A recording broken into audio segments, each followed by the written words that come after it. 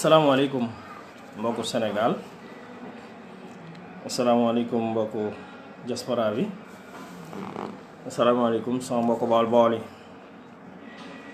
asalaamaaleykum mbokku MPES jëf ak njariñ maam Is waaw maa ngi lay ziar di ziar bu baax Serigne Abdoulahi Fall di ziar ñëpp ñi nga xamante ne bi ñoom ñoo ñu nar a suivre tey ci waxtaan bi nga xam ne moom la ñu bëgg a waxtaan di ziar Ndiouf Mbaye suñu rak di ziar supermarché da baax di ko bëggee leen jox seen wàccuwaay di wax ne ñu ngi leen di ziaree ñëpp leen nuyu si samedi tay bi di nuyu soxna Rokhaya Sissoko di ko bëggee moom tamit di nuyu Rabia Ba di nuyu Bëlëb Ndaw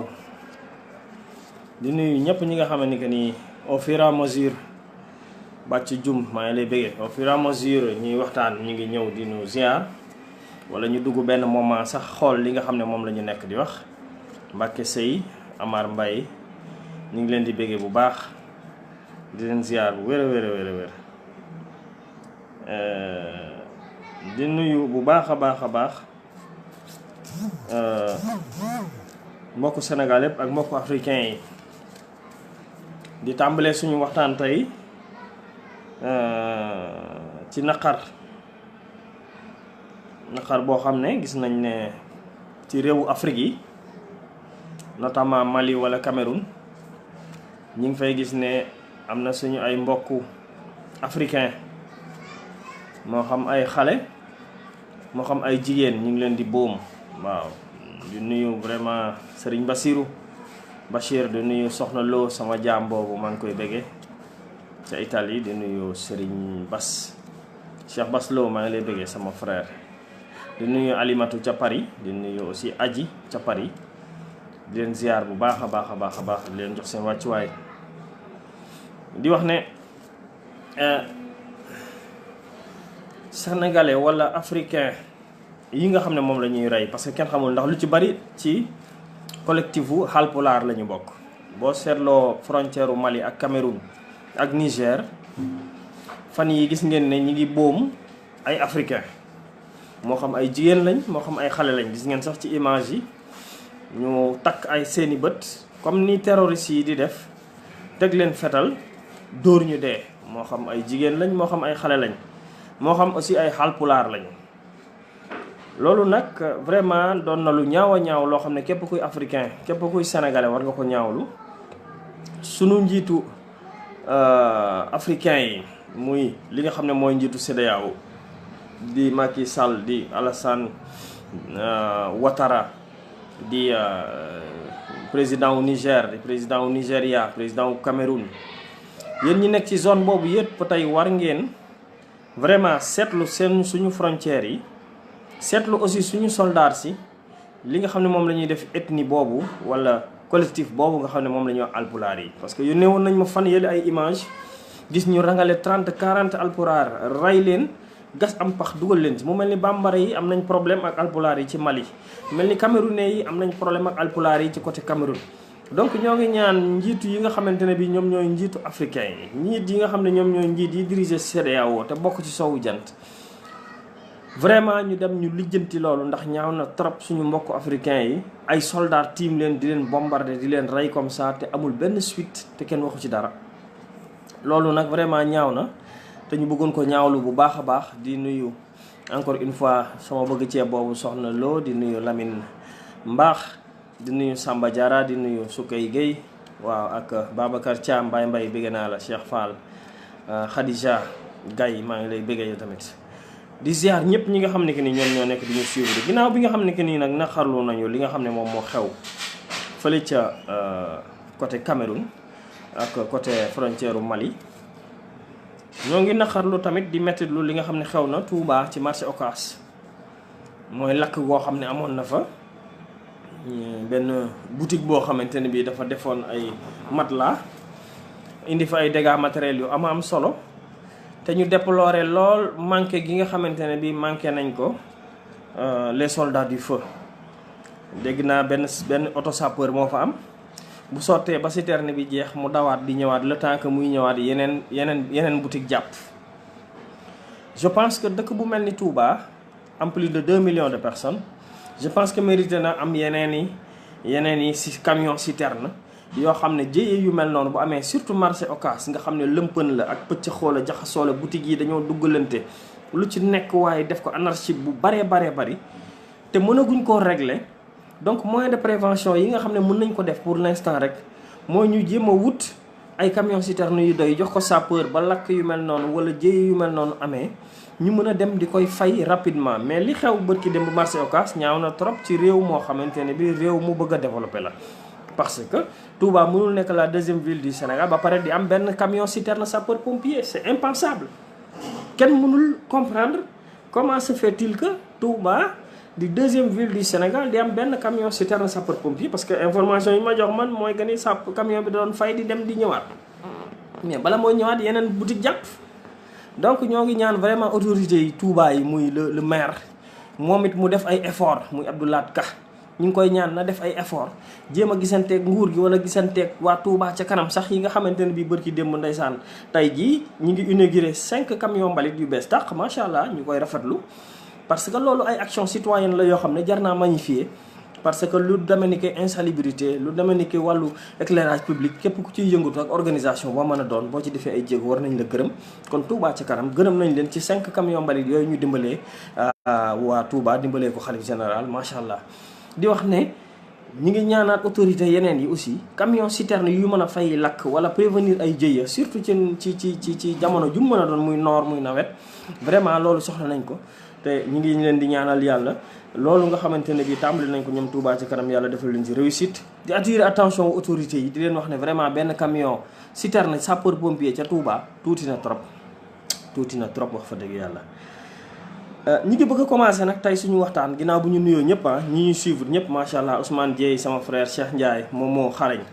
waaw Serigne Diop maa ngi lay bëggee waaw di bëggee Thio Seck di leen ziar bu baax a baax di leen ñaanal yàlla tawfeex ak journée jàmm. ñu bëgg a ñëw nag tuuti tey ci procès Khalifa Sall ku ci nekk xam ne dafa am ay rebondissement yi mooy ginnaaw bi nga xamante ne haute cour de justice de la CEDEAO dafa joxe benn dictamen maanaam dafa joxe benn arrêté daal di condamner état du Sénégal pour ñu domper leen 35 millions de francs ba pare xamal leen ne atte gi nga xam ne moom la ñu atte Khalifa Sall dañoo outrepasser seeni prérogatives seetuñu àq ak yelleefam jar naa def taxaw seetlu bi ci njëkk mooy réewu Sénégal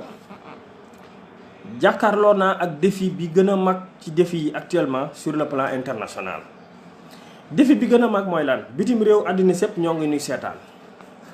haute cour de justice de la CEDEAO ne Sénégal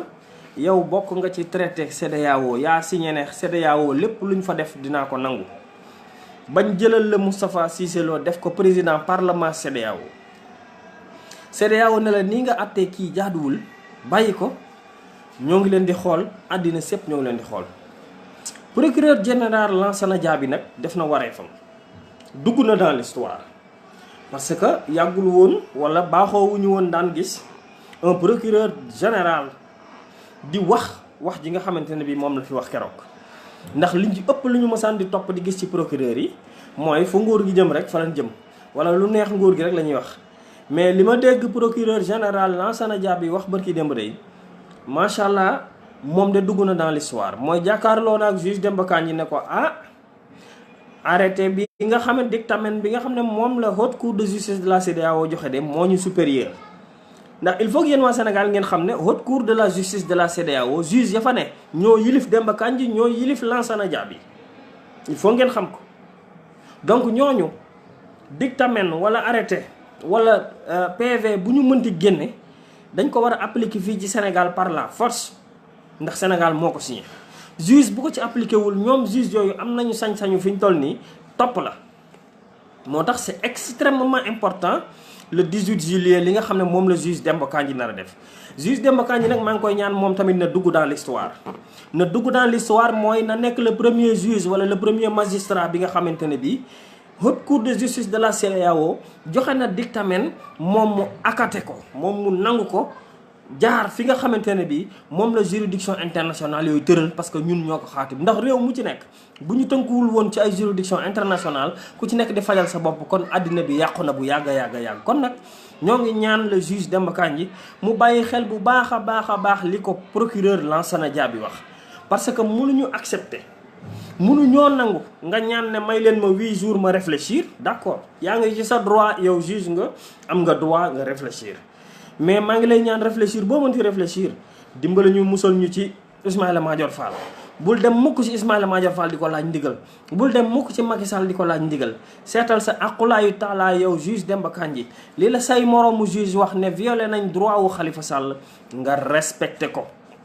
parce que yoonu Afrique yoonu Sénégal moo wax ne bu ñu la jàppee yéen ñii na ngeen ko xam yéen ñii may suivre ñëpp Khadim Bamba Dieng El Hadj Baye Fall Babacar Ndiaye mon frère ca Canada maa ngi leen di ziar yéen ñëpp di wax ne bépp doomu aadama boo xam ne jàpp nañ la yóbbu la police rek am nga sañ-sañu ne du ma déclarer du ma wax tant que sama avocat ñëw bu dee fii Sénégal la nag jàpp nañ nit ñi léeg-léeg dañ leen di torturer di leen dóor di leen bëgg a wax loo balaa seen avocat di ñëw mais li yoon wax mooy bépp doomu aadama boo xam ne que nii jàpp nañ la tey bala ngaa wax na sa avocat dafa war a teew ci biir poste de police bi avant dara di xew te loolu dañ ko violé ci Khalifa Sall violé nañ ko ci immunité parlementaire am violé nañ ko ci le non respect du droit international donc loolu yëpp nga xamante ne bi am na te tey ñu waroon ko respecté wuñu ko moo waral haute cour de justice de la CEDEAO teg ay daan Sénégal wax juge yi Sénégal yi ne leen kii violé ngeen ay droit am violé ay droit am qu'est-ce que cela veut dire li mën a nekk nag mooy procès bi nul ndax bu fekkente ne bi da ngaa nekk ci tabax ñu ne la fondation bi baaxut boo continuer di dem di tabax bi dina gaaweeku daanu ci sa kaw loolu mooy li nga xamante ne bi moom moo xew nii nee nañu état du Sénégal nee nañu juge yi nga xam ne mooy juge yu Sénégal yi wax nañ leen ne leen procès bi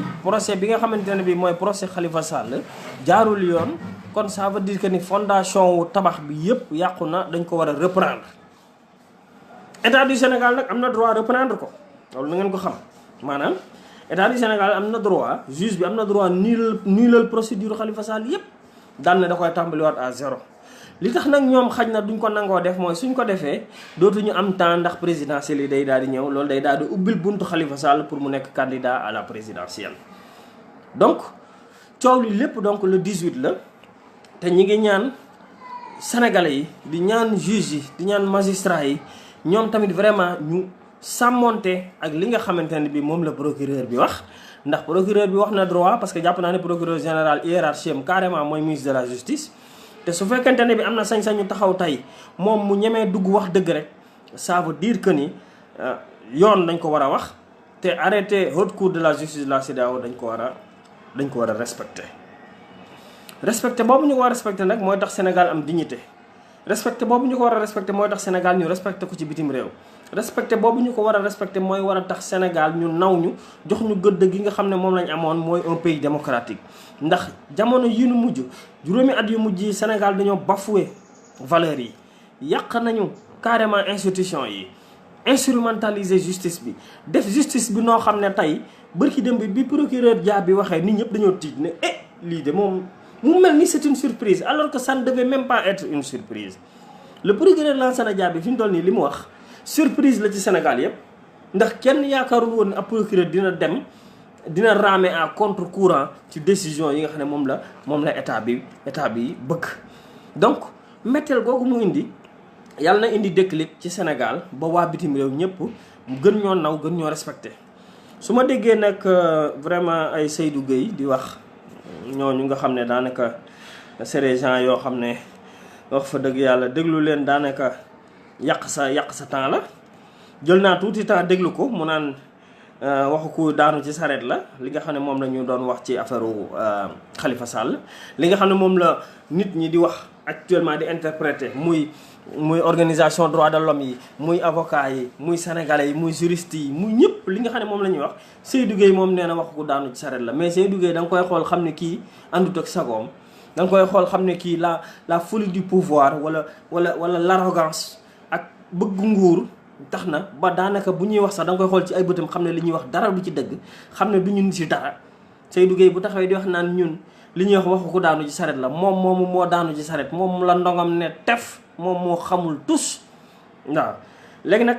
défendre l'indéfendable boo koy def da ngay ñàkk fayda bu ngeen xoolee Seydou Gueye démb bi muy wax dafa ñàkk fayda daanaka bi muy wax moo ngi yaa xam mbay da nga leen di xool seen kanam yi kanamu nit ñu ñàkk fayda lan lay jox parce que yow haute cour de justice de la CEDEAO di kuréel gi gën a mag ci Afrique sowu jant yilif tey magistrat yi ak juge yi taxaw joxe dictamen ne nii la mbir mi demee nga taxaw yow di ko contesté te ne yow républicain nga te ne démocrate nga ne yaay porte-parole du gouvernement yow mérité woo dara Youssou Tour Seydou Gueye moomu du nituk dara moo yaa xam mbay mi toogal da nga leen di xool xam ne ñii seen ndong gi nee na tef ba ñuy wax sax xamuñu sax li ñuy wax waaw donc loolu aussi vraiment bëggoon naa ko refléter ci procès Khalifa Sall bi ndaxte wax fa dëgg yàlla nekk na rebondissement boo xamante ne bi am na solo nekk na tamit loo xamante ne bi jar na bàyyi xel te jar na fàttaliku moo bëggoon a wax tuuti ci marche opposition bi vraiment ñu ngi koy rafetlu di kontaan bu baax a baax ci sénégalais yi ni ñu génnee bari lool taxaw won régime bi ne ko du nii won régime won communauté internationale ne réew mi nu nekk ñi ngi bafoué juridiction internationale yi ñi ngi bafoué sunu ay droit waaw vraiment loolu rafetlu nañ ko ginnaaw bi ñu nuyoo Malick Diba di ko bëggee waaw vraiment di bëggee aussi Khadim di bëggee Lampulo waaw di ziar ñëpp ñi nga xam ne que ni ñuy dugg ñii di partager message yi pour askan bi gis li nga xamante ne bi moom la ñuy wax di ziar Rokhaya Traoré di ziar Cheikh Kane di wax ne marche opposition bi rafetoon na lool nit ñu bari génn nañ macha allah am na tamit nag ay jàngat yoo xam ne ñun en tant que personne yoo xam ne ñi ngi ci biir ñi ngi ci manifestation bi mais tamit du tere ñu rectifier quelques rectificatifs yi mooy lan mooy seetlu nañ ci marche bi tamit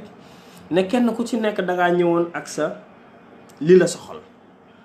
mooy waa kër PDS dañoo ñëwoon ak libérer Karim c'est bien waa kër Khalifa Sall ñëw ak libérer Khalifa Sall waa kër Ousmane Sonko ñëw ak wonewu pour def démonstration wane ne ñoom tamit léegi am nañ mbooloo waa kër Idrissa Seck ñëw pour wane ne ñoom ñoo représenter le chef de l'opposition voilà ku ci nekk ñëw di jéem a wane dara c'est bien beau que opposition bi société civile bi ñëpp booloo pour won communauté internationale ne ñi ngeeg un état répressif ñi ngeeg un état boo xam ne mi ngi violer les droits humains ñi ngeeg un état boo xamante ne bi un état boo xam ne ay délits économiques am ëpp na ñi ngeeg un état boo xamante ne bi actuellement dafa am ay détenus politiques c'est extrêmement important que manifestation bu mel noonu ñu def ko mais manifestation boobu bu mu tax ñu def ko démonstration de force wala ku ci nekk di jéem a wane sa doole ndax bu yàggee ñun ñëpp dañuy séparé wu loolu nag maa ngi si attirer attention waa opposition bi moo xam PDS la moo xam réew mi la moo xam ñi si des ñëpp ñi ñëwoon muy acte la muy Pastef la muy ku mënti doon ba ci Thierno Bocoum sax gis naa ko nañu booloo suude bu ñu amatee manifestation maa ngi leen di ñaan nañ ko organiser ni ñu koy organiser mooy pancarte yi ku ci nekk li ngay revendiquer mu leer mu génn mën na génn mais nag bu ñu ko def loo xam ne ku ne da ngay beru ne ci sa mbooloo nga gis ne waa PDS ñi ngi ne groupe waa réew mi ña nga ne groupe waa Pastef ña nga ne groupe waa par kenn ñi ngi ne groupe voilà waa kër Pape Diop ñi ngi ne groupe bu ko defee ku ci nekk di wane ne ñun ñoo ëpp mbooloo wala ñun ñooy li non c'est un combat pour le peuple bu ñu ko fàtte c'est un combat pour tous les Sénégalais xeex bu ñuy xeexal luñ ko du c'est pas personnalisé il faut qu'il arrête il faut que ñu jéem a éviter bañ a personnaliser le débat buñ ko personnaliser ci pour xeexal Karim Wade kese wala ñu personnaliser ko pour xeexal Khalifa Sall kese dañuy daanu ñun ñëpp ci biir géej gi.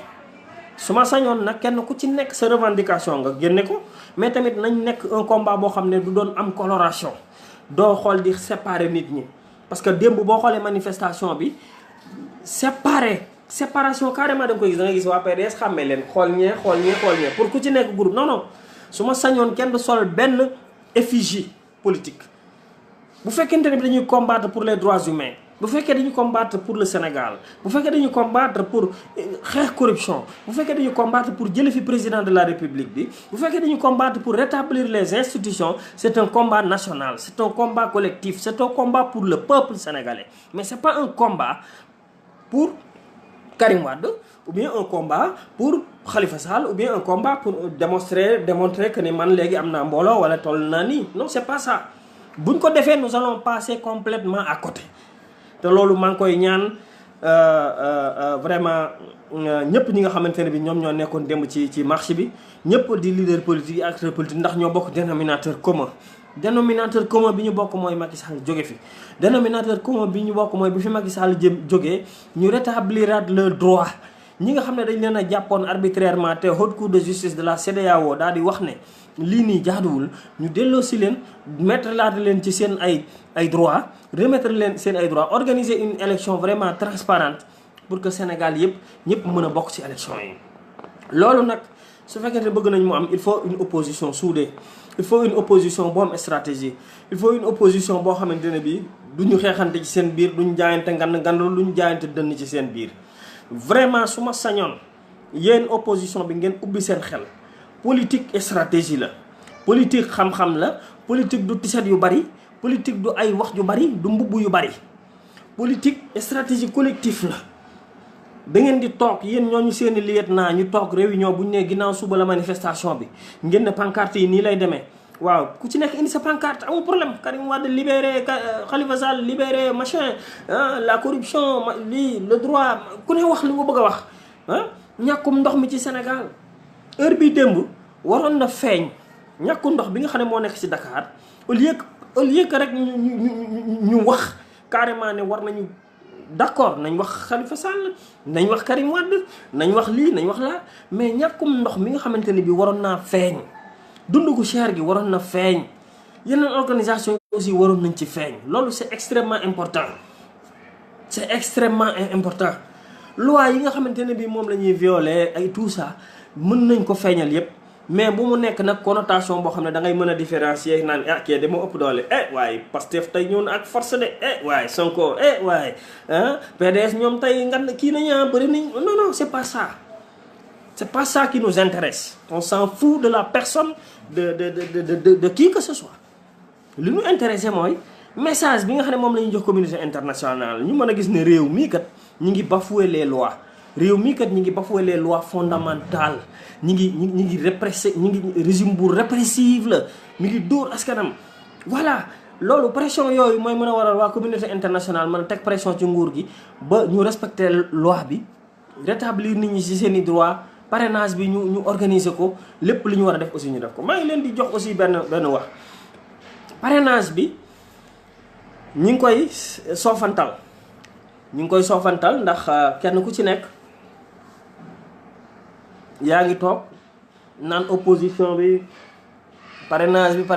bi c'est une loi votée nañ ko ba pare. La loi de la parrainage a été votée et promulguée voté nañ ko promulgué ko après opposition bi li nga xamante ne bi moom ngeen def ni ci manifestation dem leen ci àll bi ngeen convaincre nit ñi. société civile bi ñun ñëpp nañ leen booloo nag ñu dem ci àll bi ñu nekk ay volontaires ñu convaincre askanu Sénégal ñu xamal leen lan mooy parrainage ñu xamal leen lan mooy njariñu askan bi xamal leen lan moo waral ñuy manifester ngir kii jóge fi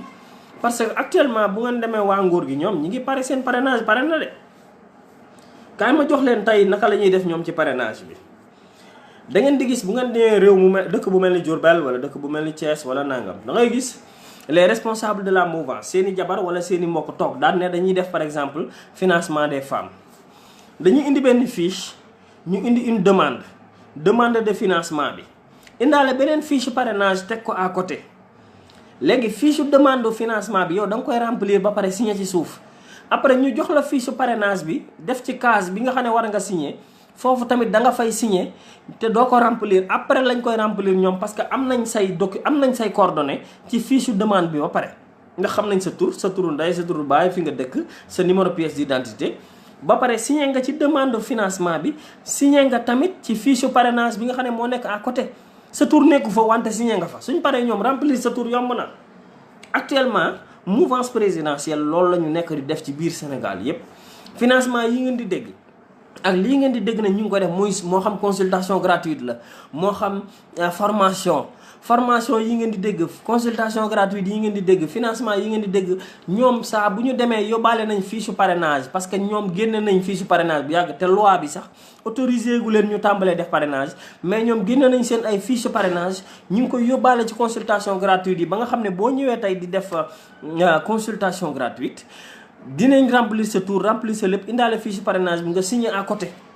boo signé à côté du ñu remplir sa tour ñu bàyyi ko noonu bu ñu demee ñoom ñu remplir kon parrainel nga Macky Sall. Donc il faut que nit ñi vigilant, il faut que ngeen xam ne parrainage am na, il faut que opposition bi société civile bi ñëpp jóg dem ci liggéey bi, dem lijjanti ji signature yi. Combat bi yi day continuer mais tamit na am ay volontaires yu dugg si àll bi wuti ay signature wuti nit ñu leen parrainel parce que c'est extrêmement important. Nga xaar ba ca ci pandaw ga à 2 mois nga jóg di uti parrainage doo mën a matal te bu boobaa problème la. Vraiment daal ci loolu laa bëggoon aussi wax leen ko pour ngeen bàyyi ko xel pour li nga xamante ne bi moom la nguur gi nekk di def instant bi utiliser jabari ministres yi. da nga ko ci gis léegi nga gis ministre am ministre diw jabaram mi ngi financé fële les femmes, ministre diw jabaram mi ngi financé fële.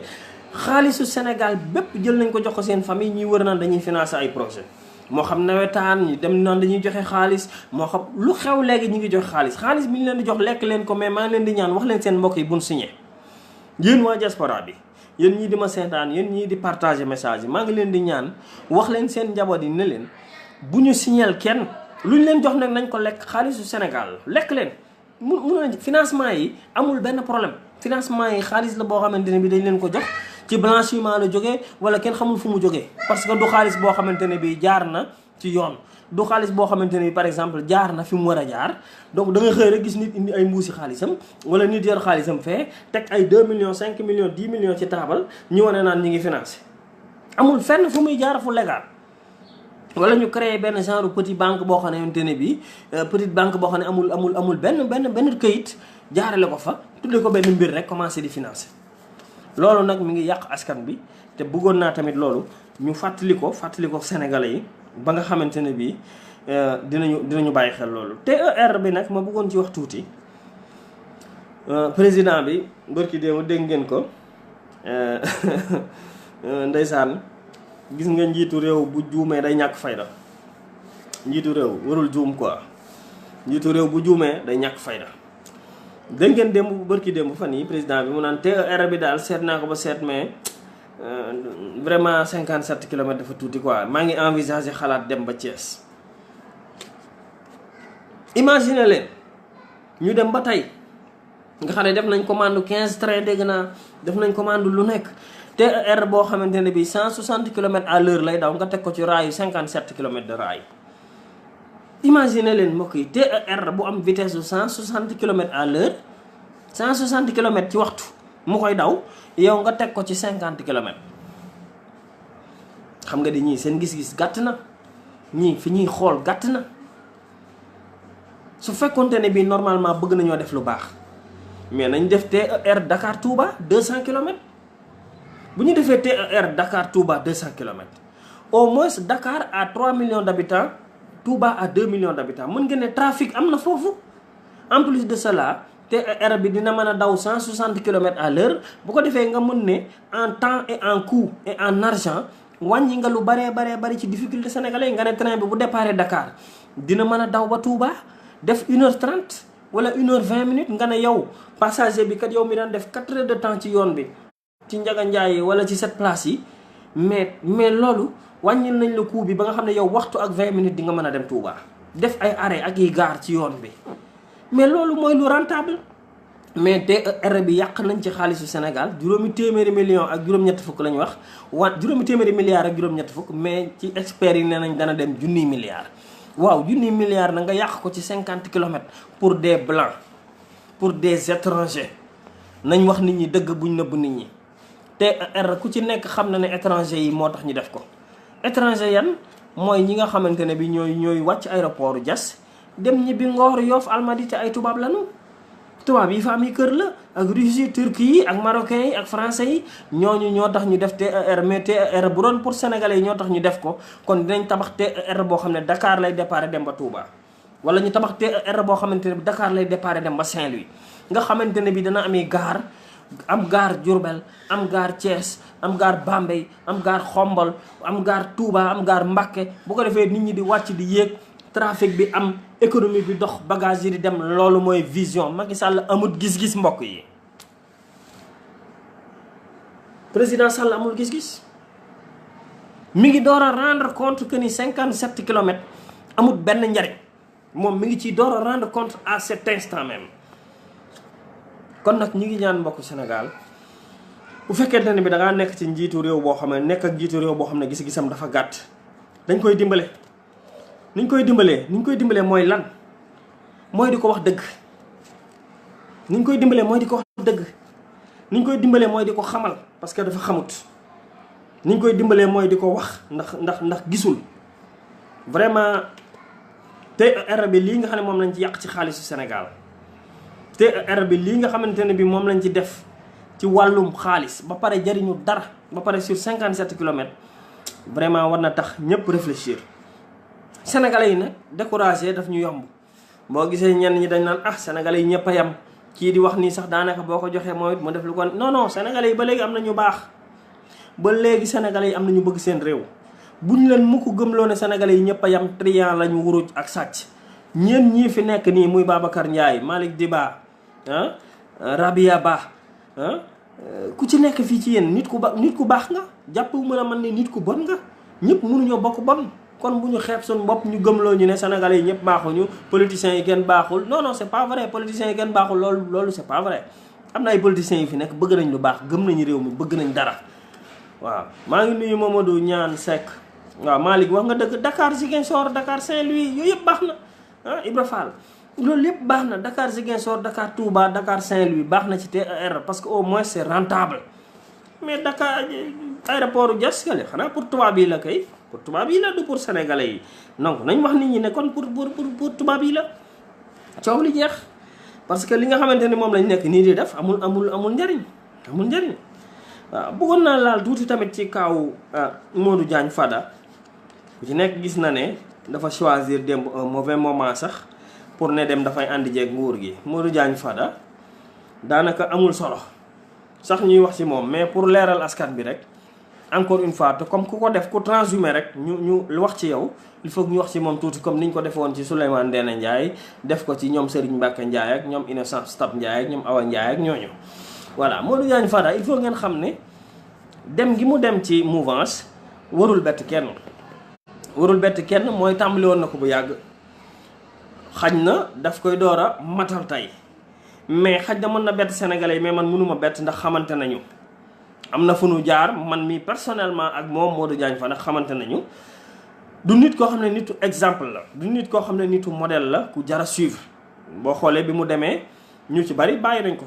kenn àndut ak moom ci dem gi parce que dañuy xam ne c'est pas des gens yoo xam ne am nañ valeur c'est pas des gens yoo xam ne am nañuy gëm-gëm c'est des éternels transhumants c'est des gens yoo xam ne pouvoir ak nguur ak xaalis da leen a jaral loo xamante ne bi fi ñu toll nii seetuñu seen askan lan lay dund seetuñu seen réew ci lu muy dund ay Modou Diagne Fada yi xaalis bi nga xam ne moom la ñuy dundee ak train de vie bi ñu am saa bu wàññee ko rek ñu daw jébbalu ji mais seetuñu ñoom ndax lii avantage askan bi la wala lii intérêt askan bi la wala truc non man nag je le connais personnellement pour avoir eu des altercations carrément ak lui directement parce que am na foo xam ne daje woon nañ fa ñoo fa bokkoon di fa nekk te xam na ko xam na tamit lim ma def personnellement bi ma bëggee 2012 wàcce benn conteneur matériel médical mu bañ maa jox exonération yàlla nattu leen ñu daanu donc xam na lam ca def donc du nit boo xam ne vraiment daal pour bañ a sori ci moom jar na yàgg nit la boo xam ne daal moo yeneen transhumants yi ñoo yem il ne cherche que de l'herbe verte foo xamante ne bi tooy na wala daraa nga fa lu neex rek ñor na rek ñu daal di dem donc nit ñooñu vraiment yàlla daf ñuy dimbale fii ak élection yi ñu mën a ràññee transhumants yi mën a ràññee les éternels traîtres mën a ràññee nit ñi nga xam ne gëmuñu dara xaalis leen gëm moo tax yàlla dimbali nañu bu baax a baax ba di ñu leen won benn par benn pour ñu mën leen a xàmmee donc nit ñooñu vraiment tamit jarut ñuy attardé wu ci ñoom lu bari mais c'était juste pour attirer attention wu sénégalais yi ci loolu ndax Modou Diagne Fada mii tey di défendre loolu moo fi taxawoon moo bëggoon Ablaye Wade def 3e mandat Modou Diagne Fada mi tey bokk na ci ñi poussé Ablaye Wade pour mu samp 3e mandat bokk na ci ñi ko indil problème 23 juin bokk na ci principal responsable yi nga xamante ne bi ñoom ñoo dugal Ablaye Wade ci tooxi doona ji mu nekk tey kooku moo wëlbatiku di dem naan rangé wu naa way je veux travailler avec le président je veux travailler tous travailler xaalis rek transhumants yi ngeen gis yëpp nag bu ngeen leen seetee c'est des gens yoo xamante ne bi yor nañu milliards bëgg a xool fu ñu ko blanchir transhumants yëpp nag laa wax transhumants yëpp laa wax sàcc nañ alali Sénégal bëgg fu ñu ko blanchir moo tax ñuy dem ci nguur parce que amuñu feneen fu ñu ko lekkee boo nekkee ci opposition bi boo laalee dara gaa yi gis ko loolu rekk la. te déglu naa ci ay information ñu xamal ma ne immeuble yi nekk Dakar laa leen wax de te ay information yoo xam ne yu wér la immeuble yi nekk Dakar institut bi nga xamante ne bii moom moo nekk mooy institut africain bi saytu alal ju lew ak ju lewul xamal nañu ne 15% dong ci immeuble yi nekk Sénégal ñoo ci légal ñoo ci jaar ci yoonu banque li ci des lépp blanchiment d'argent la ay xaalis saa koy xaalis ngay sotti di tabax immeuble yi nekk Dakar laa wax 15% dong ñoo fa jaar ci yoon. kon qu'est-ce que cela veut dire kon waxi Moustapha Cissé Lo ji mu doon wax bien que mi ngi ci nguur gi mi ngi dóori xeer mais dëgg la man gëstu naa ci institut bi nga xamante ne bii dafay xool alalu Sénégal ndax jub na wala jubul ni ko gaañi di amee xamle na ni 15% ci alalu Sénégal 15% ci li nga xamante ne bii moom mooy immeuble yi ñu tabax ci Sénégal 15% rek moo ci jub moo ci aw yoon. li ci des lépp c'est du blanchiment li ci des lépp sàcc la wuruj la xaalis boo sàcc la jaarul ci banque dangaa teg say saakoy xaalis tabax sa étage bu mag loolu nag lu jar a saytu la te du réer maa ngi ñaan ñi nga xamante ne bi ñoom ñoo war a gouverner ji Sénégal 2019 nguur yi nga xam ne ñoo war a ñëw loolu yëpp ñu saytu ko parce que IGE mi ngi fi IGE bépp dossier boo xamante ne bi IGE mas na koo saytu bépp dossier bépp enquête bépp rapport bu IGE mas a def na ngeen xam ne seeyul de réerul de inspection générale d'État bépp inspecteur bu génn dem defi rapport si entreprise bu mu mënti doon wala structure bu mu mënti doon na ngeen xam ne inspecteur bi ko defoon am na copie président de la république am na copie inspection bi ci boppam am na copie kon mënul réer kon ku fi sàcc alalu Sénégal wala nga def blanchiment wala structure boo mën a doon ngay port ngay ASER ngay kudd nga sàcc alali Sénégal ARMP wala IGE épinglé la nga yaakaar ne président bee ci teg concam rëcc nga bu fi président bi jëlee dinañ ubbi dossier boobu atte la boo waree dem ci kaso bi nga dem ci kaso bi loolu il faut que ñëpp xam ko il faut que waa Sénégal xam ne benn dossier réerul tout est numérisé ku fi sàcc alalu Sénégal ngay directeur de société ngay ministre ngay njiitu réew ak koo mën a doon inspection générale d'État rapport yi muy def réerul fenn mi ngi tege ki fi nekk nag di njiitu réew mi moo ci teg coom-coom di seet yi ko neex mu atte leen yi nga xamante ne bii ay mbokkam lañ mu denc ko d'accord mais dina fi jóge bu fi jógee loolu dinañ ko sulli ñu atte ko loolu tamit bëggoon nañ ko leeral parce que Sénégal càcc ga bari na blanchiment ba bari na bu ngeen déggee Cissé Lo ñemee taxaw wax ne drogue bi ci Sénégal ay immeuble lañ ko tabaxee kon ça veut dire que il a raison parce que il est le président du parlement de la CEDEAO kuréel googu may wax ci Afrique sowu jant Cissé Lo day jot seen ay rapport donc xam na ne drogue bi ak blanchiment d'argent bi ñuy def yëpp ñu ngi koy def ci Sénégal te ci ay immeuble ak i étage lañ koy tabax di ko teg en location pour blanchir xaalis bi nga xamante ne bii moom la gaañi di sàcc ci Sénégal. vraiment daal loolu tamit bëggoon naa ko wax gaañi di ñaaxaat encore une fois opposition bi problème mu ndox bi tamit ñu wax ci. mënuñu toog Mansour Faye ma dégg ko bërki démb mu nee na fileeg septembre Mansour Faye seet naa ko ci réseaux sociaux yi nee na septembre la affaire bi di pare nee na mois de août bi mi-août nee na dina am tuuti affaire wante septembre la yaakaar kon ça veut dire que ni fii ba septembre yéen waa Dakar ak waa Sénégal lu ci ëpp du ngeen am ndox du ngeen naan loolu ñaaw na trop ci nguur goo xam ne dañoo jugoon ñu ne Ablaye Wade mënul dara ñaaw na trop ci nguur goo xam ne dañoo jugoon ne dañ fiy dindi yàq ñaaw na trop ci nguur goo xam ne dañoo jóg ne ils sont compétents Mansour Faye il est incompétent heure bi waroon na fekk tey mu rendre le tablier bu yàgg Mansour Faye heure bi waroon na fekk tey mu démissionné complètement parce que mënul yor le ministère de l'hydraulique mënul yor sax ministère mën a yor ministère du taxaw di wax li muy wax ay 50 000 barils 400 000 mètres cubes mi ngi fële 90 000 mètres cubes mi ngi fële li ngay wax dara du ci dëgg dara. ñuy wax naan pièce bi ñu changé woon fële kër Mamar Sarr dafa am ay erreur de manipulation mooy lan à ce niveau fii nga xam ne fi la ñu toll ci réewu Sénégal lépp ñu war ko programmer lépp war a nekk lu normal nga naan am na erreur de manipulation ba ti woye toj moo tax affaire yi mënul jàpp ba fii leeg septembre. kon yéen waa Sénégal yéen waa Dakar na ngeen xam ne fii ba septembre du ngeen amoon ndox loolu yëpp nag li ko waral mooy manque de vision. Manque vraiment de professionnalisme gi nga xamante ne bi sunu gaa ñi def nañ ko di loo xam ne aussi jar naa moytu waaw. Macky Sall nag wax fa dëgg yàlla yaakaar naa ne président la boo xam ne mi ngi nekk en déclin président la boo xam ne fi ñu toll nii wàcc moo ko gën a jege ka yéeg xamal na ko boppam moom. bu ngeen gisee li ñu nekk di mel ni ku jëfur yëpp di wax. di tërëre di jël xaalis bi di maye di doxe fee di financer fee di seeti jigéen ñi di dem ci nit ñi di dem ci sëriñ si di tabax di génne xaalis bi actuellement nii dinañ commencer di génne xaalis bi di ko jox nit ñi parce que amatuñu espoir xam nañ ne far force dañuy dem deuxième tour loolu bëggoon naa ci attirer seen attention buñ leen gëmloo mukk ne Macky Sall day sàcc élection yi mënu koo sàcc c'est pas vrai du dëgg man Sénégal laa nekk mbokk yi te li may wax nii waxuma ko pour sama bànneexu bakkan waxuma ko pour soxore ko Macky Sall mënta sàcc élection yi mënu ko c'est pas vrai même 1 million de cartes d'identité bu génnul mënta sàcc élection yi lu tax gis nga Touba am na presque 1 million d'électeurs Dakar am na 1 million 800 000 électeurs Thiès am na 800 000 électeurs soo boolee Touba Dakar ak Thiès 50% wu électorat wu Sénégal la Touba Dakar ak Thiès 50% électorat Sénégal la kon Touba gi nga xam ne favorableul Macky Sall leer na ko Dakar gi nga xam ne jàppoon na Khalifa Sall te Dakar favorable ko depuis 2009 Khalifa Sall leen fay dóor Pape Diop ne fa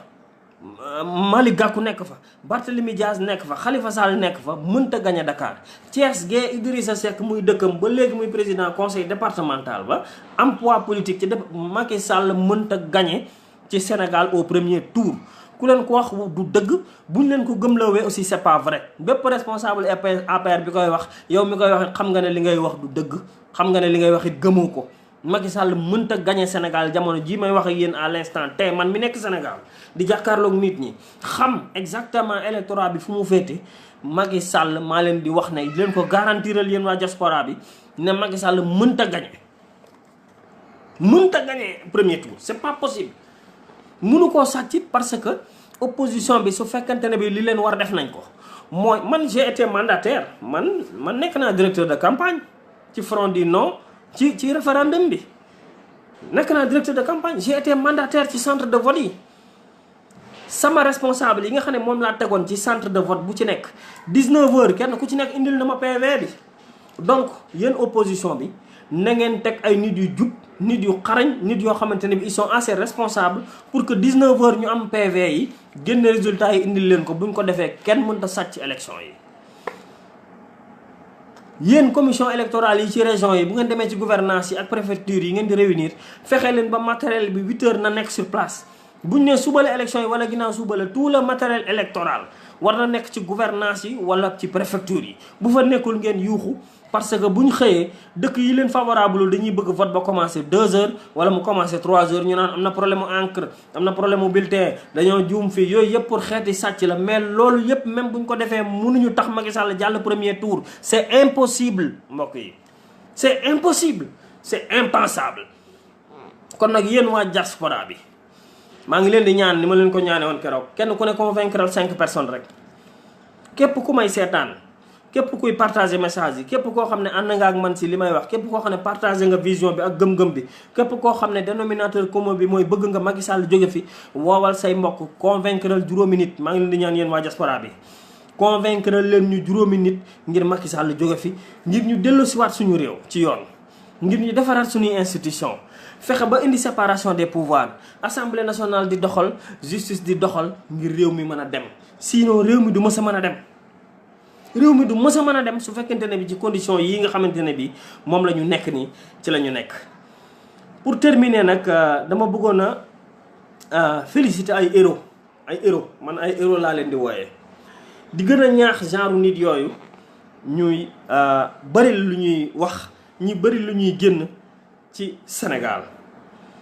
héros yi nga xamante ne bii bëggoon naa askanu Sénégal fàttaliku leen toujours di leen bàyyi xel ñoo xam ne histoire dugg nañ ci histoire.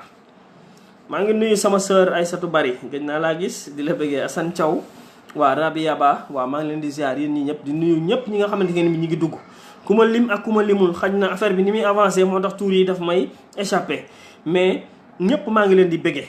di leen ziar di leen jox seen wàccuwaay di wax ne ñoo bokk combat bi ki toog di ma seetaan ki may déglu moo xam nga nangu ko moo xam nanguwoo ko sama xalaat la xalaatu MPS jëf ak njariñ la xalaatu ay doomi Sénégal la yu booloo tënkaloo ci génn kuréel di défendre ay idée di défendre idéologie kon nag ñooñu nga xam ne ñu ngi ñuy seetaan yéen ñii di partager yéen ñii ànd ak ñun ci lu ñuy def ñoo ngi leen di sant di leen gërëm bëgg leen a wax nag ay héros commissaire Keita héros la bu leen ko fàtte mukk commissaire Keita héros la de parce que commissaire Keita bu OCRTIS moo taxaw fii Sénégal gii ñëpp di ko dégg mu wax ne directeur général police nationale laala na ci mbirum Sinébar loolu kooku ñi ko ñemee wax bariwul de ñi ko ñemee wax bariwul te mi ngi fii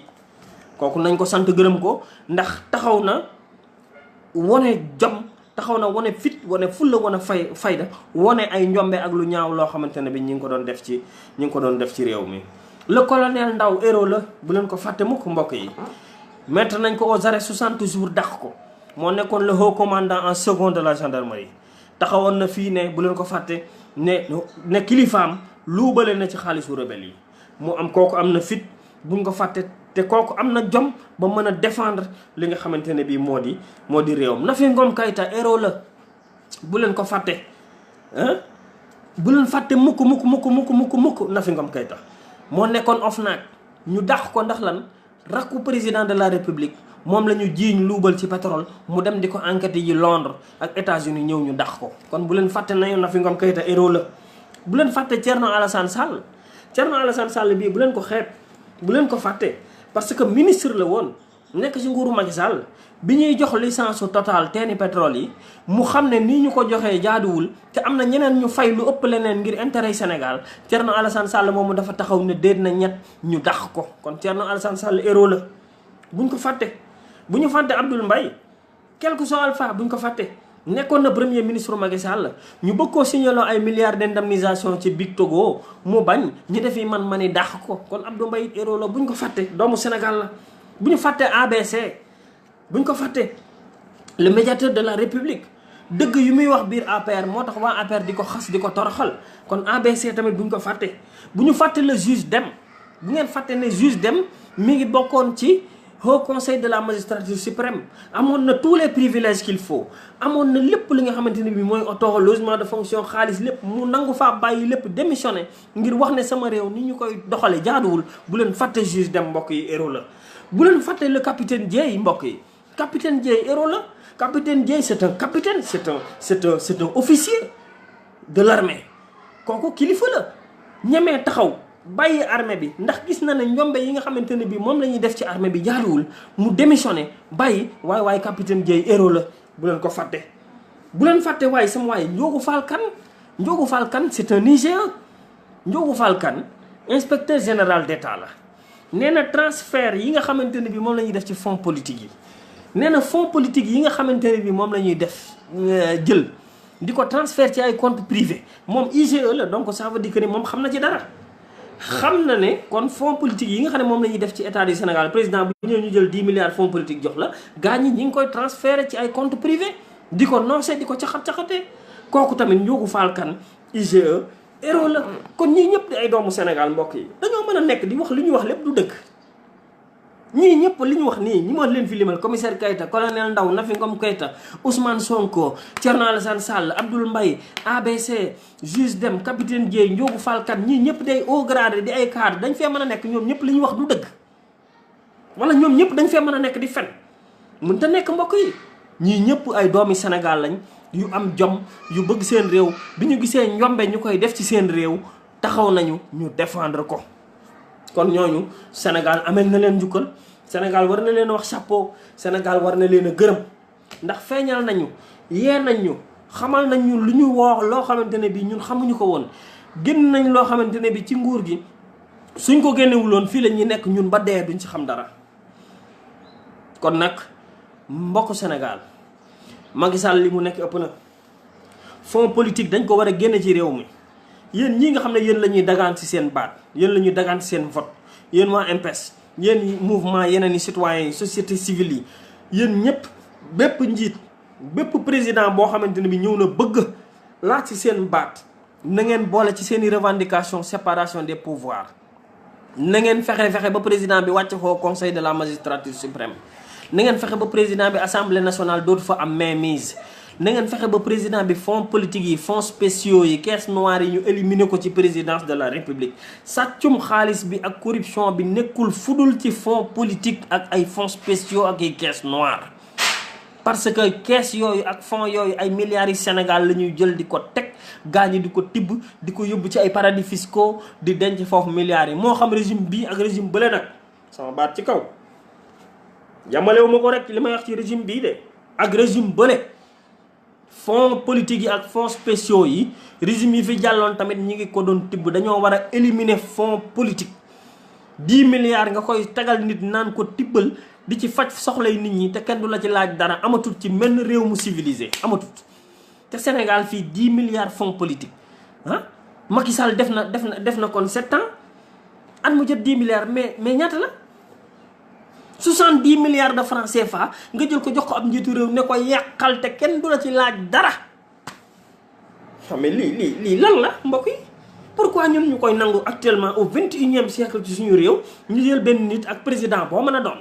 gënoo fi kenn juddu gënoo fi ndey gënoo fi bàyyi réew mi lañ la dénk jox nañ la budget présidence 75 milliards présidence budget waa budget présidence ñu jox la ko pare jëlaat 10 milliards teg ci. ne fonds politique yàqal te kenn du la ci laaj dara ay fonds spéciaux yeneen fonds yu ndawaan yoo xam ne ay xaalis la yoo xam ne ñu fondation première dame yi fen milliards yi ñuy jël fan lañ ko jële ngeen yaakaar fondation yi ak fonds politique yi buñ ko fi jëlewul trian du fi jóg corruption du fi jóg sàcc alali réew mi du fi jóg luubal du fi jóg. mbokku Sénégal jóg leen ngeen defar seen réew mi jóg leen ñu xeex ngir réew mi ñu jële fi yii moo xam nguur gii la moo xam yële dañoo war a arrêter carrément ay fonds politique dañoo war a arrêter yu ci baree bari dañ ko war a soppi ci Sénégal ci ni muy doxe nit ñi procureur général Lansana bokk na ci héros yi sax ndax wax na lu tax mu dugg ci héros yi Lansana Diaby maa ngi koy sant bokk na ci héros yi buñ ko fàtte ndax taxaw na nee na nañ respecter décision de justice loolu nag ab procureur bu ko waxee te bokk ci nguuru Macky Sall dinañ ko boole ci héros yi ñi ngi ñaan mbokku Sénégal yéen ñii yéen ñi ñuy woo yéen ñi ñuy seetaan yéen ñi ñuy encouragé yéen ñi di parta liggéey bi ñoo ko bokk rek man damaa nekk di leeral ak di saraa waxtaan yoo xamante ne bi moo xam sunu mouvement MPES Jëf ak Njariñ moo xam nit ñi may contactel di wax ak ñoom moo xam cadre yi may waxal moo xam haut gradé yi nekk ci réew mi ku ci nekk may jël sa xalaat di la laaj di gëstu di xam réew mi ni muy tëddee loolu yépp suñ koy def c'est pour que ñun ñu éclairer askan wi kon yéen ñii di partager message yi amal nañ leen njukkal parce que loolu mooy mën a tax kane ci àll ba kane fongole mi wala kane mbadaxun wala paataar mën a xam ne réew mi nii lay doxe parce que am na ci ñoo xam ne xamuñu ko parce que télévision la ñuy seetaan wala ñu seetaan jàkkaarloo wala wiiri wiiri dañ leen di divertir ci ñàkk fayda xool leen Sénégal jamono yi mbokk yi bu wiiri wiiri amee kenn dootul noyyi kenn talatul réew mi amatul benn programme éducatif amatul programme bu yee nit ñi ci réew mi amatul programme bu yee nit ñi ci mbay mi amatul programme bu yee nit ñi ci éducation xalaatuñu santé radiothérapie yi paan xalaatuñu éducation bi grève yi xalaatuñu UGB xalaatuñu Bassirou Faye xalaatuñu dara tegal leen ay film divertir leen wiiri wiiri wala ay film góor jigéen wala ay film nangam di leen divertir te ngeen bàyyi seen réew ni mu war a doxe mbokku Sénégal jóg leen ci seen réew jóg leen ngeen xalaat seen réew jóg leen ngeen bëgg seen réew jóg leen ngeen fayit ngir seen réew jóg leen ngeen xeex yéen waa diaspora bi yéenay fer de lance Sénégal génn leen ngeen wax jóg leen ngeen informer seen mbokk yi ñu jële fi Macky Sall indi régime boo xamante ne bii ñun ñoo koy contrôler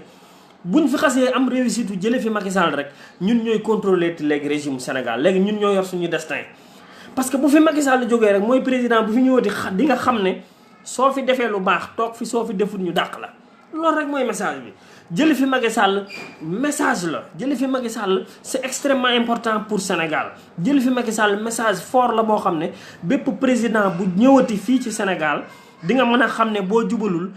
benn mandat juróomi at nga fay def ñu dàq la kon di nga jubal. kon c'est une nécessité, c'est une demande sociale pour Macky Sall jóge fi demande sociale la vraiment wax fa dëgg yàlla Sénégal ni ñu ko yore jot na africain jeunesse su Sénégal doomi Sénégal def révolution bi mooy ñu boole suñuy doole bu kenn xeeb kenn bu kenn nekk PDS ba yaakaar ne Karim Wade moo man ci réew mi bu kenn nekk réew mi ba yaakaar ne Idrissa Seck man ci réew mi bu kenn nekk Pastef wala acte wala ci Pape Diop wala Malick Gakou ba yaakaar ne ñoo man ci réew mi ñooñu sax ñoo ngi leen di ñaan nañ wut indépendance ci seen parti yi ñu nekk parce que parti politique yi ci Sénégal tamit amul indépendance loolu tamit il faut ñu wax ko amul indépendance li fa nekk mooy lan parti bi soit Ablaye Wade lay doon wala doomam pourquoi ça loolu war nañ dem ba réfléchir ci dindi ko tamit bien que nag lu légitime la te jamono ji laaj na Karim Wade ñoom ñu di jàppale ko parce que teg nañ ko ay nattu teg nañ ko ay daan mais yoon la dans le futur PDS refondé boppam di teg ay congrès di teg képp koo xamante ni fas nga yéene jiite parti bi nga jiite ko. réew mi la même chose Idrissa Seck mënta toog nekk président réew mi abadan Ousmane Tanor Dieng mënta tekk jiite parti socialiste abadan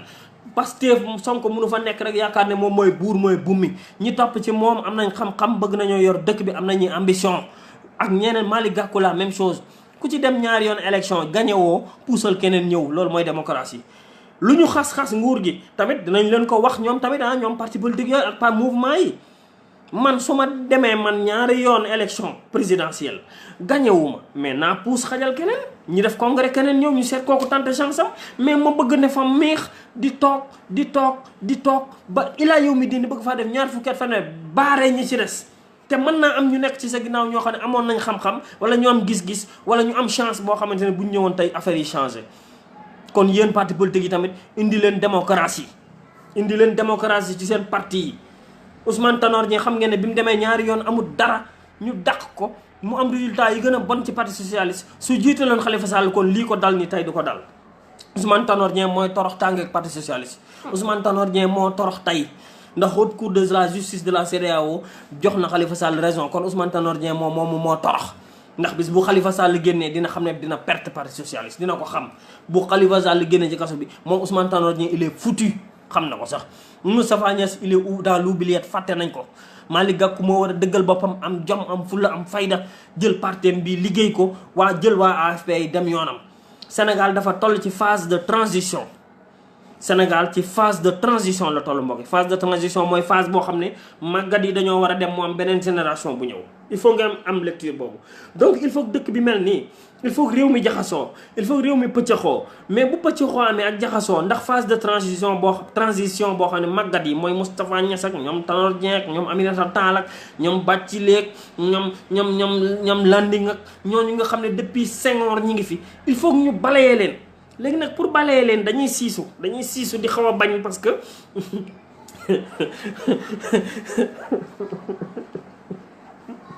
maa ngi jégalu dañuy siisu fi ñu toll nii parce que nguur dafa neex xam ngeen ne rëkkal la junjung yi motaar yi dar la ñu jox la oto limousine gars yi di la tóojal forum ñu lay kii jóg chambre climatisée caisse noire ngay tibb di maye dafa neex moo tax paa yi siisu fi ñu toll nii nangu ñoo dem mais danañ dem. il faut ñu dem réew mi fi ñu toll nii il faut ñu dem jox nit ñi nañ jox yeneen génération yi ñu xool indi yeneen apport ci réew mi indi yeneen i gis-gis indi yeneen vision yu bees indi du sang neuf ci réew mi pour réew mi mën a dem. réew mi li ko bloqué lu dul màggat yi ñoo ko bloqué kese keneen bloqué wu ko màggat yi te ticc ci nguur gi ne xuus ci suñu institution yi. kenn ku ci nekk Europe institution mu mel ni dañ laa daggal tarte bi sànni la 9 milliards kële 6 milliards kële 16 milliards kële ngay tëb di pëccëxoo di noos loolu moo jar a arrêté. il faut ñu dàq fi màggat yi indi ay jeunes ñu yor dëkk bi indi di 109 ñu teg ay règlement wax ak ñoom man Ousmane Sonko mënta def lu ma xamut Idrissa Seck mënta dugg ci lu ma xamut Macky Sall mii manu ko lu mu fi dugg lu leerul dañ koy taxaw ne ko lii nga dugg leerul génn ci. bu ci génn ñu taxaw xeex ko ëpp ñu fi kenn xam-xam ëpp ñu xel ëpp ñu jom waaw lii daal vraiment tey moo nekkoon waxtaan wi ndeysaan di ziar ñëpp di kontaan ci ñëpp Albouri ñi ngi lay bëggee di bëggee George Town Aliou Badiane Assane Thiaw waaw vraiment ñi ngi leen di ziar yéen ñëpp di leen magal di nuyu Malick Diba di nuyu responsable MPES yëpp soxna Astou Thiam ñi ngi lay bëggee Ndiaga Seck waaw Baye Mbaye MPES yëpp ñi ngi leen di bëggee parce que xalaat yi ñuy wax ak gis-gis yi ak waxtaan wi yëpp jëlewuñ ko fenn fudul ci ñoom jëlewuñ ko fenn fudul ci suñu ay nawle MPES mouvement la boo xamante ne bi ay jeunes lañ muy man muy Sidia muy Bachir muy Baye Mbaye muy Mame Is muy madame Seck ñëpp ay jeunes rek lañ ñëpp nag jàng nañ ñëpp nag ku ci nekk am na foo jaar fi nga jaar ak yéen ñii nga xam ne yéen a ñuy topp di ñu suivre depuis ñu commencé di waxtaan parce que bi ñu dalee waxtaan yàgg na de ñun bi ñu dalee live yàgg na léegi nag la live am buzz ndax depuis saagay Abdou Assane Diouf yi ak yooyu nit ñi commencé nañoo suivre live yi di wax ne tamit Assane Diouf nañ ko bàyyi Assane Diouf mi ñu teg noonu nañ ko bàyyi ñi ngi fàtte tamit Barthélémy Diaz Assane Diouf buñ ko jàpp di ko bëgg a def di ko diaboliser nit ñi saaga nañ fi bataay yi saaga nañ fi ay sëriñ saaga Penda Ba saaga na fi sëriñ mi ngi nee ñu jox ko passeport diplomatique ma nga bitim réew ñeneen ak ñeneen saaga nañ fi bataay yi saaga nañ jullit ñi saaga nañ africain yi saaga nañ fii xalif général waay nañ bàyyi Assane Diouf nañ ko bàyyi man bokkoon naa ci ñi ko contre ñi ko condamné lu parce que li mu doon def man ànduma ci waaye nag jurisprudence dafa am bu fekkente ne bi dangaa jàpp bàyyi ay nit ñu doon saagay ndey nga jël benn nit rek nga denc ko tamit ndax ay saagay ndey du yoon du dëgg du yoon soit ñu jàpp ñëpp wala ñu bàyyi ñëpp waaw ñu ngi ziar ñëpp macha allah di leen bëgge Rabia Ba Ismaïla Bachirou Saliou Ba waa MPES jëf ak njariñ ñëpp sans exception muy Dakar Thiès Louga Kaolack Tamba Ziguinchor ba Diourbel Touba yéen waa MPES yëpp ñu ngi leen di bëggee di bëgge MPES diaspora bi Brésil ba Argentine jaar France Italie Espagne Portugal Luxembourg Belgique Allemagne dem ba Chine dem ba Corée Japon Niger Nigeria Tunisie Maroc Niger Cameroun pépp fu fi doomu Afrique nekk doomu Sénégal bokk ci MPES ñu ngi lay bëgg ba ci Afrique du Sud ñu ngi leen di ziar di leen ñaanal tawféex ak taysiir di leen wax ne réew mi suñu réew la kenn ku ci nekk da ci am wàll ku ci nekk am na ci gis-gis gis-gis bii ñu am nag di ko joxe jubal la Sénégal lañ ci bëgg dëggal la képp kuy war a jiite di Sénégal di nga ko jiite ci lu leer boo ko jiitewu ci lu leer dañuy jàkkaarloo ak yow nekkul ñu fii pour di jéem a maslaa wala di neexal kii wala ma sàmba wala ma demba ñun complexé wuñu devant personne devant qui que ce soit ku yeewoo ci Sénégal di def politique li ñu intéressé rek mooy boo defee lu jub boo nekkee ci dëgg wala ngay défendre intérêt réew mi ñu jóg taxaw ànd ak yow jàppale la xeexle la ba loolu nga xam ne mooy intérêt réew mi mën ci jot ba Sénégal àll bi ndóol gi mën fa deñ nit ñi xiif ba fa ne nga xam ne am na 1 million de doomu Sénégal yoo xam ne léegi dañoo xiif ñu génn ci xiif googu ba nga xam ne àll bi dinañ am courant am ndox ami poste de santé ami l'école ba nga xam ne manqué ndoxu Ndakaaru gee dafiy jógee ba nga xamante ne bi alali Sénégal dinañ ko mën di saytu corruption bi ñu wàññi ko bu fekkee mënuñu ko fee jëlee dinañ fexe ba corps de contrôle yi ñu mën leen a génne présidence de la république ba nga xamante ni dinañ am seen liberté mën a atte dinañ fexe ba assemblée nationale mën a jaar yoon dinañ fexe ba marché public yi ni ñu koy joxee dootul am ay commission ak ay rétro commission yoo xam ne xaalis bi dañ koy jël di ko yóbbu ci paradis fiscaux yi di ko denc waaye mbokku Sénégal xam nañ fi ñu jëm de xañ na nag sunu doole yeggagu fa mais xam nañ bu baax fi ñu jëm xam nañ tamit li ñu bëgg xam nañ li baax ci Sénégal te bés bu ñu demoon tey ba Sénégal jox ñu doole décision wala ñu xam ne xam nañ fi ñu jëm xam ne bëgg nañ suñu réew moytu leen politiciens yi nag yi nekk ci région yi ñëw fi ñu toll nii di seddale xaalis toroxal leen lekk leen seen xaalis dàq leen Macky Sall maa ngi ñaan bépp sénégalais bu ne ci diaspora bi wool juróomi nit man sama ñaan loolu rek la lépp lu ma waay mën a dimbalee lépp lu ma waay mën a jox soxlawu ma lillahi wa rasuli mooy jëlal 1 euro wala 2 euros woo sa waa kër convaincre juróomi nit ne bu leen woteel Macky Sall far force dafiy jóge bu fi jógee nag ñu mën a defaraat sunu réew waaw ñoo ngi nuyu ñëpp wax fa dëgg yàlla di ziar ñëpp di bëggee ñëpp di leen ñaanal tawfeex ak taysiir di leen jox rendez-vous ba fan yi incha allah di wax ne ñu ngi félicité waa opposition bi encore une fois ci seen marche bi di wax ne la prochaine fois nañ ko réorganiser di ñaawlo li nga xam ne moom la africain yi di def di rey doomu Afrique yi di leen rey muy jigéen ak i xale ak ay sunu mbokku Haalpulaar yi di vraiment ñaawlu transhumance gi nga xamante ne bi vraiment mauvais exemple la ci Sénégal ci jeunesse su Sénégal parce que xale buy door a judd bu gisee ne waaw Modou Diagne Fada nekkoon na fii dem na fee jox du dara loolu mauvais exemple la ñuy jox doomu Sénégal yi kon nag nañu yaraat nit ñi kon nag nañu tegaat réew mu ci yoon.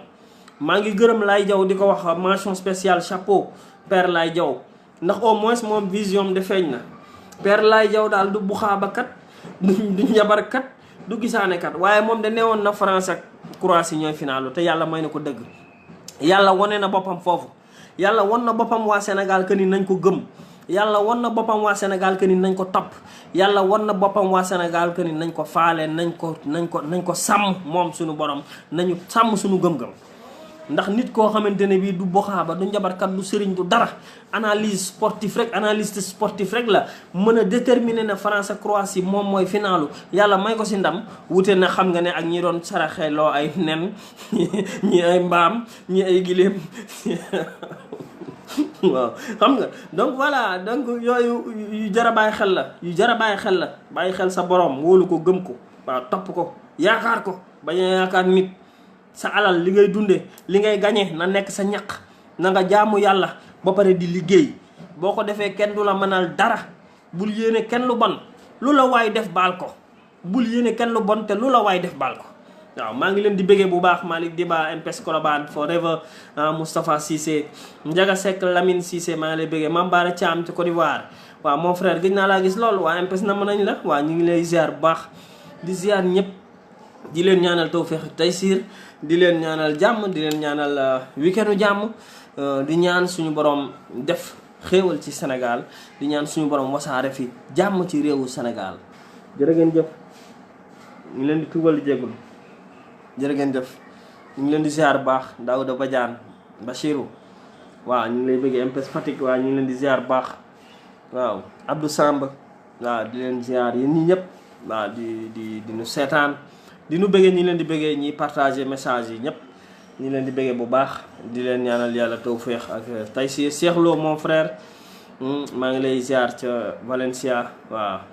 waaw MPS Mbour waaw ñu ngi leen di bëggee tamit waaw di bëggee MPS Touba waaw di bëggee MPS Gandiol waaw Adama Sow waaw ca Gandiol waaw yow tamit ñu ngi lay bàyyi xel waaw di bëggee MPS Ibiza